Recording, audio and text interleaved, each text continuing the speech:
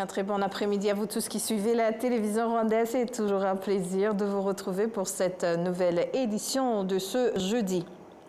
Intense activité diplomatique à la présidence de la République ce mercredi. Le chef de l'État rwandais, Paul Kagame, a reçu les lettres de créance des ambassadeurs de 11 pays, les accréditant pour représenter leurs nations respectives au Rwanda. Le récit de Patrick Nilidandi. La présentation des lettres de créance de l'ambassadeur Yasiu Vyacheslav, qui représente l'Ukraine au Rwanda, fait de lui le premier ambassadeur de ce pays à résider à Kigali. Il a déclaré qu'il accorde une grande importance au renforcement de la coopération entre les deux pays qui partagent déjà de nombreux domaines d'intérêt commun. Parmi les autres ambassadeurs ayant présenté leur lettre de créance au président de la République figure Abdelrahim Hamdai Baktit, ambassadeur du Tchad, et Luis Alexandro Levitt, ambassadeur d'Argentine au Rwanda, basé à Nairobi, au Kenya. Silver Abouakar Miko Misem, ambassadeur du Gabon au Rwanda, a également déclaré qu'il continuerait de renforcer les relations entre les deux pays, notamment dans le secteur de l'éducation. D'autres ambassadeurs ont présenté les lettres de créance au président de la République, notamment l'ambassadeur Alfredo Ndombe d'Angola, Khalid Moussa Dafal du Soudan et Ton Tins du Norvège. Il y a aussi le haut-commissaire de la République unie de Tanzanie au Rwanda, Dr Habib Galus Kabanga, qui a également souligné sa mission de raviver les relations solides qui unissent les pays depuis plus de 40 ans. Au total, ce sont 11 ambassadeurs qui ont présenté les lettres de créance au président de la République. On peut citer Vu Tan Yuen, ambassadeur du Vietnam, basé à Dar es-Salaam en Tanzanie. Ilyas Ali Hassan, ambassadeur de Somalie au Rwanda, qui réside également à Dar es-Salaam. Toujours en parlant de coopération, le gouvernement rwandais et les Nations Unies ont signé un nouveau cadre de coopération pour accélérer le développement inclusif et durable. Le gouvernement rwandais et les Nations Unies ont officiellement signé aujourd'hui le cadre de coopération des Nations Unies pour le développement durable CNUDD 2025-2029, ouvrant ainsi une nouvelle voie de partenariat pour faire progresser les priorités de développement national du Rwanda et les objectifs de développement durable. La cérémonie de signature a été présidée par M. Youssouf Mulangwa, ministre des Finances et de la Planification économique, ainsi que M. Ozonia Ojilelo, coordinateur résident des Nations Unies au Rwanda. Ancré dans la deuxième stratégie nationale de transformation du Rwanda, est aligné sur la vision 2050. Le CCNUDD représente le principal instrument de planification et de mise en œuvre stratégique des Nations Unies au niveau mondial. Il souligne un engagement commun en faveur d'une transformation économique inclusive, du développement du capital humain et d'une gouvernance transfrontalière, avec une attention transversale portée à l'égalité des sexes, à la résilience climatique et à l'innovation. Ce nouveau cadre témoigne ainsi de notre partenariat durable avec les Nations Unies et la vision du Rwanda pour un avenir plus inclusif, prospère et durable, a déclaré le ministre Mulangwa. Il reflète nos priorités et valeurs communes ainsi que notre détermination à ne laisser personne de côté. Le système des Nations Unies au Rwanda, par le biais de ce cadre de coopération, s'engage à mobiliser des ressources estimées à 1,04 milliard de dollars sur 5 ans qui seront mises en œuvre par le biais des programmes conjoints de financement innovant et de partenariats catalytiques impliquant le gouvernement, la société civile, le secteur privé et des partenaires internationaux. La coordinatrice résidente des Nations Unies, Ozonia Ojilelo, a souligné que les Nations Unies ont fêté leurs 80 ans. Ce cadre réaffirme ainsi leur engagement à agir comme unis pour soutenir le parcours de transformation du Rwanda. Le plan cadre de coopération des Nations Unies pour le développement a été élaboré dans le cadre d'un processus inclusif et consultatif impliquant plus de 50 institutions nationales, entités des Nations Unies et acteurs clés du développement. Il répond ainsi aux défis émergents tels que le changement climatique, l'instabilité régionale et les déficits de financement, tout en exploitant le potentiel du Rwanda en matière d'innovation numérique, de croissance et d'autonomisation à des jeunes. Alors que le monde entre dans la dernière ligne droite vers 2030, le Rwanda et les Nations Unies proposent un cadre audacieux et tourné vers l'avenir qui traduit les engagements mondiaux mondiaux en action locale et garantit ainsi que le développement atteigne ceux qui sont les plus défavorisés. Clôture ce jeudi de réunion des membres des parlements africains des pays du Commonwealth ayant l'anglais en partage. Les participants à la réunion se sont dit satisfaits des conclusions de la réunion. Le point avec Patrick Nyilidandi. Ce jeudi marque la fin de la réunion des membres des parlements africains des pays du Commonwealth, les pays ayant l'anglais en partage. Les participants à la réunion se sont dit satisfaits des conclusions de cette réunion et des bons moments passés dans la ville de Kigali. Il s'agissait d'une rencontre caractérisée par un libre-échange d'idées entre 70 femmes représentantes de 12 pays où elles ont interagi dans des langues traditionnelles qui reflètent la culture africaine. Le président de ce forum au niveau africain, la députée Dangiza Madina, a rappelé dans son intervention les principales décisions spécifiques prises au cours de cette réunion. Le président du Sénat du Rwanda, Dr Kalinda François-Xavier, a demandé aux participants à cette réunion d'aider leur pays à mettre en œuvre les engagements pris en matière de promotion des droits de la femme en Afrique. Les députés qui ont assisté à cette réunion ont déclaré qu'ils en ont tiré de nombreux bénéfices qui leur seront utiles dans l'avenir. Ces représentants publics ont également visité les mémorials du génocide de Kigali à Gisozi, dans le cadre de la commémoration du génocide perpétré contre les Tutsis au Rwanda en 1994. Elles ont déclaré être solidaires de Rwandais qui ont traversé des moments pénibles en 1994, mais aussi loué la résilience des Rwandais qui ont reconstruit leur pays en 30 ans. L'Office rwandais de sécurité sociale, RSSB, a lancé une nouvelle plateforme informatique appelée Ishema qui aide les employeurs à payer les cotisations de leurs employés. Le récit de Patrick Nyilidandi.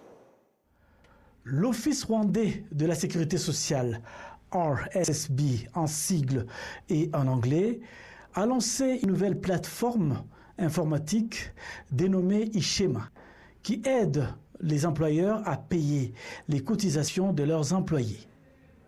Certains utilisateurs indiquent qu'ils en sont satisfaits car le paiement des cotisations des employés prenait auparavant plus de 5 jours. Le ministre de la fonction publique et du travail, l'ambassadrice Christine Murkiinga, a demandé aux employeurs de participer à cette réunion afin que les employés soient informés à temps des dispositions de la loi. Je voudrais sensibiliser les employeurs à payer à temps les cotisations des employés auprès de la caisse sociale. Lorsqu'on paye à temps, l'employé se sent sécurisé et il travaille mieux. Et cela permet d'augmenter la productivité de l'entreprise. Lorsqu'on a un employé, on a une responsabilité envers lui. Il faut suivre son évolution, savoir s'il est malade, s'il a sa cotisation auprès de la caisse sociale. Et même, il y a des femmes qui vont en congé de maternité. Vous devrez suivre tout ça. Le directeur général des technologies de l'information de l'administration de la sécurité sociale au Rwanda, Lionel Ngendanguriyo, déclare qu'il envisage cette nouvelle version du site web Ishema comme un moyen d'aider les utilisateurs à ne pas perdre du temps à étendre les services, mais plutôt à les faire eux-mêmes. Ce jeudi, le leader du mouvement panafricain Rwanda, l'honorable Musoni Proté, a accordé une interview aux médias où il a évoqué les préparatifs de l'Assemblée générale de cette organisation et la célébration de la journée de la libération africaine. Ici, invité avec Mme Laetitia Mugabo, qui est la présidente Femmes d'Expertise Rwanda, et la délégation qui va se présenter, qui vient de Côte d'Ivoire pour ce congrès. Et nous espérons porter les couleurs de l'Afrique assez haut et du Rwanda aussi. Nous sommes convaincus que l'Afrique est un continent qui aujourd'hui montre qu'il compte aussi, il pèse dans l'économie internationale, dans l'économie mondiale. Et nous voulons apporter notre petite pierre à l'édifice avec les femmes d'expertise, parce que la femme africaine aujourd'hui a une valeur qui est encore vraiment à exploiter en termes de compétences et d'expertise. Nous voyons qu'aujourd'hui, quand on fait une projective sur les 30 ou 20 prochaines années, l'économie africaine, il y a quelques pays qui sont dans le tableau des top 50, top 10 et des top 20, mais on voudrait plus de pays africains. Et l'idée, c'est de dire, nous avons les hommes et les femmes, et dans la tradition africaine, nous sommes complémentaires. C'est-à-dire que souvent au Cameroun, on dit que la femme est le ministre de l'Intérieur. Et donc, ça veut dire que même en entreprise, parce que vous savez qu'aujourd'hui, la femme africaine est championne du monde de la création d'entreprises. Elle crée à 24% des entreprises, contre 17% pour les femmes d'Amérique latine, contre, je crois, 11 à 12% pour le reste, et 6% pour la femme européenne. Donc la femme africaine est en top liste de la création d'entreprises. Et cette créativité, on doit la retrouver dans le développement de nos territoires, dans le développement de l'entreprise. Donc, qu'est-ce qu'on veut dire? Pour que le leadership des entreprises africaines puisse level, il faut compter à la fois sur les hommes et sur les femmes. Il faut vulgariser les méthodes et les outils de gestion de projet. Il faut donner confiance à la femme. Il faut faire des méthodes, comme disait Sherman, inclusifs. Il faut aussi valoriser l'identité africaine. Et nous savons que c'est ça, le mindset est très important. Et comme nous sommes ici au Rwanda, nous voyons que ce qu'a fait le président Paul Kagame est extraordinaire. Quand on regarde, quand on vient à Kigali, moi c'est la 3e fois, vraiment je suis émerveillée parce que on voit vraiment comment on sent cette identité africaine qui est au niveau des femmes, au niveau des hommes, au niveau des vêtements. Et cette identité, c'est ça notre richesse. Cette façon de faire, c'est ça vraiment notre avenir.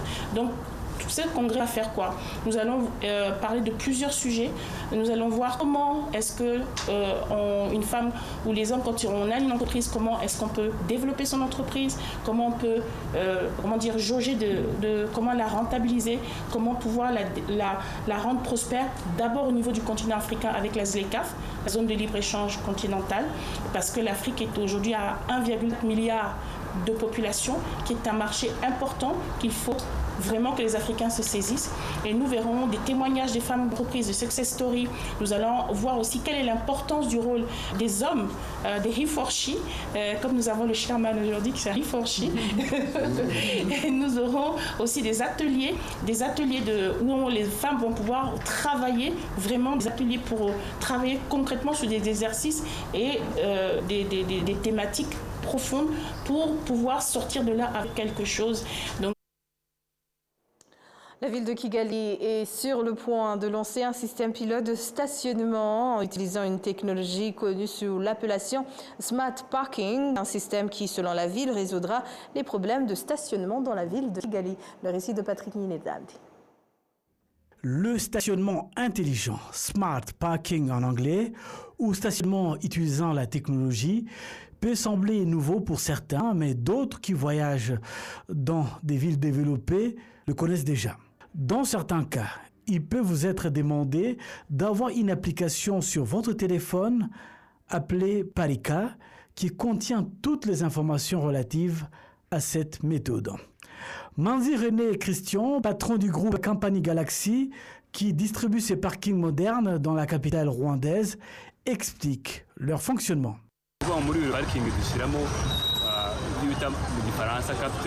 Nous mettons dans ce parking des capteurs qui permettent de déterminer si un véhicule est stationné sur place ou s'il a déjà quitté le parking. Et tout cela est suivi par un autre système pouvant coordonner ces différents parkings. Les gens devraient s'habituer à ne plus trop traîner sur un parking quand cela n'est pas nécessaire. Les gens doivent rechercher cette application dans leur téléphone intelligent ou smartphone, exactement dans Play Store, en les téléchargeant. La porte-parole de la ville de Kigali, Emma Claudine Nirenganya, explique que cela résoudra le problème qui s'est posé dans la gestion du stationnement dans la ville de Kigali. Elle a ajouté que les employés qui faisaient payer ces stationnements ne vont pas perdre leur emploi et qu'il n'y aura aucun changement dans le coût des stationnements. Ce projet pilote devrait démarrer en juin prochain en utilisant initialement 400 places de stationnement qui seront situées dans certains quartiers de la ville de Kigali. Des panneaux ont également commencé à être placés indiquant ces parkings et où des places sont disponibles. Un retour sur la conférence internationale sur la sécurité en Afrique dans le Rwanda était haute cette semaine. Au programme, il y avait des cérémonies officielles, panel de haut niveau, table ronde, entretien ouvert, ainsi qu'une exposition mettant en avant 12 pays participants. Suivant un participant à l'exposition, Gaël Luskop, qui a parlé au micro de la télévision rwandaise de ce que représente une conférence comme ISCA. Écoutez, la première impression, c'est la deuxième fois que je viens à Kigali et je suis toujours aussi impressionné par le professionnalisme, l'ambiance qui règne et donc je suis à nouveau ravi d'être parmi vous au sein de cette conférence de très haut niveau et encore une fois remarquablement bien organisée. Oui. Alors, vous êtes parmi les 12 pays, enfin, on a 12 expositions ici. Comment est-ce que vous êtes retrouvés? Comment est-ce que vous avez décidé de venir et quelle est votre place dans cette exposition? Très bien. Alors, nous sommes venus à double titre pour venir apprendre, d'une part, à travers la qualité des conférences qui sont données sur le thème de la sécurité. Et donc, c'est pour nous une façon d'apprendre et de se mettre à la page, à jour, sur les enjeux sécuritaires en Afrique et les façons de les appréhender. En tant qu'exposant, c'est l'occasion de présenter nos solutions parce que nous souhaitons contribuer à notre façon à ces enjeux sécuritaires. La société Prométhée conçoit et opère des systèmes d'observation de la Terre basés sur des constellations de satellites. Et donc, ces systèmes permettent d'observer quasiment en temps réel un certain nombre de situations. Et c'est à travers cette technologie qu'on appelle New Space désormais qu'elle permet d'appréhender les enjeux sécuritaires, mais également environnementaux. Alors, quels sont exactement le type de solutions que vous avez d'une manière concrète? C'est quel type de... Parce que vous dites aussi que vous êtes sur Afrique. Absolument. Donc, quels sont les produits ou bien les solutions que vous avez? Alors, Prométhée propose une solution complète qu'on appelle end-to-end, c'est-à-dire depuis le satellite jusqu'au service et la plateforme. La philosophie, notre façon de travailler, et je me souviens des mots de votre président à l'inauguration de cette conférence qui disait « l'Afrique ne peut pas outsourcer sa sécurité ». Notre propos et notre philosophie de travailler n'est pas de vendre un produit, une solution, mais bien d'apporter au pays client une solution souveraine à travers de la coopération industrielle, technologique, des transferts de technologies, de la formation, afin de donner toute autonomie au pays pour gérer son système d'observation. Aujourd'hui, plus que jamais, personne ne souhaite dépendre d'autres pays dans ce domaine. Tout le monde souhaite être autonome. Exactement. Voilà. Alors, est-ce qu'il y a des défis ou bien jusque-là, parce que normalement, quand on parle de l'autonomie, ça veut dire, il y a toujours eu une crainte de dire si une personne me donne un produit ou bien me vend quelque chose, j'ai peur que je ne pourrais pas être totalement autonome. Est-ce que vous rencontrez ce genre de défi? Oui, tout à fait. C'est là où l'aspect coopération et transfert de technologie est important. Il s'agit de donner au pays tous les moyens de gérer son propre système. Je veux dire par là que le pays, l'objectif, c'est que le pays ait sa propre constellation en autonome, qu'il puisse faire exactement ce qu'il souhaite. Ensuite, nous transférons le savoir-faire, nous formons, nous assistons, nous suivons. Mais le pays n'est plus dépendant ni de nous, ni d'aucun État. Ouais, super. Alors, s'il s'agit de savoir-faire, là, c'est très important. Du côté, alors, de la contribution en général de votre entreprise à la sécurité, défense. Quelle est votre appréciation par rapport aux objectifs que vous aviez à la base? En fait, aujourd'hui, les enjeux sécuritaires sont multiples. On le voit, terrorisme, piraterie, pêche illégale. On a aussi d'une certaine façon des enjeux sécuritaires autour de l'environnement et des désastres climatiques provoqués par le réchauffement. Épidémie. Donc le risque sécuritaire, il est vaste, il est multiforme. Et en fait, les types d'applications de Prométhée sont quasiment sans limite. Et elles permettent d'adresser, encore une fois à travers ces solutions en quasi-temps réel, d'adresser l'ensemble de ce phénomène. Donc on peut surveiller une frontière, surveiller des mouvements de bateaux suspects, regarder l'évolution d'une catastrophe climatique, d'un feu de forêt. Et en fait, ces solutions-là permettent d'adresser en fait un vaste nombre de sujets sécuritaires. C'est tout l'intérêt. Merci. Alors, un dernier message, genre pour un jeune qui nous suit et qui souhaiterait rejoindre le domaine de sécurité, parce que normalement, à la base, quand on entend sécurité, on comprend que c'est être un militaire ou tout ça, mais vous venez de nous dire que c'est vaste. Quel message pourriez-vous donner à ceux qui sont vraiment passionnés par la sécurité, mais ne pensent pas qu'ils peuvent rejoindre ce domaine? Alors, la sécurité est source de développement, donc les deux sont très liés. Donc je pense qu'en termes de valeur, c'est important pour un jeune de se dire je contribue finalement au développement de mon pays à travers l'aspect sécuritaire et ensuite au développement. Peut-être plus en détail, rejoindre ce domaine de sécurité, c'est aussi rejoindre un domaine à forte contenu technologique, que ce soit dans le spatial, dans le terrestre, dans le naval. On retrouve dans cette industrie les plus hautes technologies, naturellement.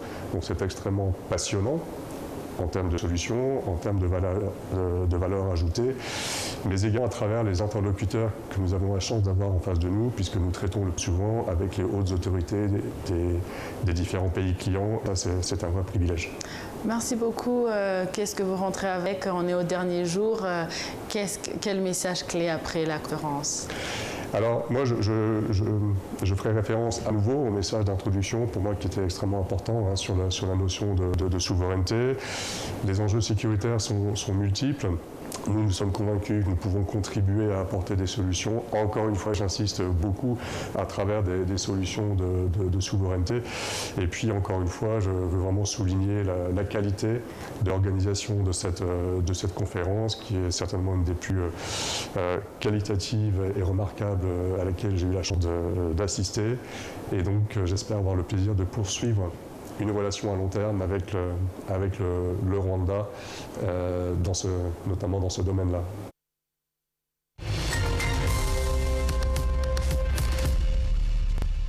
C'est sur ces images que nous clôturons cette grande édition. Au nom de toute l'équipe qui a contribué à sa réalisation, je vous remercie. Bonne poursuite des programmes de la télévision rwandaise.